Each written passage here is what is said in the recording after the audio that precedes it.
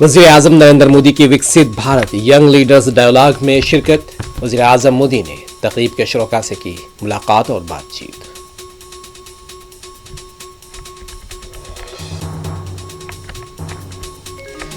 दिल्ली वालों की बहबूद के लिए आप पार्टी और बीजेपी दोनों ही नाकाम है, कांग्रेस लीडर संदीप दीक्षित का दावा।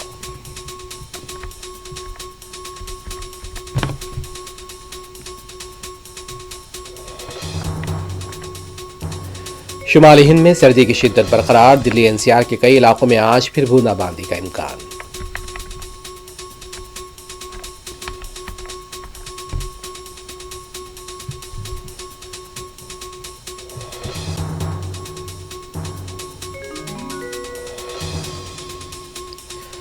हैदराबाद के मुज़ाफ़ाती इलाकों में तेंदुए की मौजूदगी से सनसनी।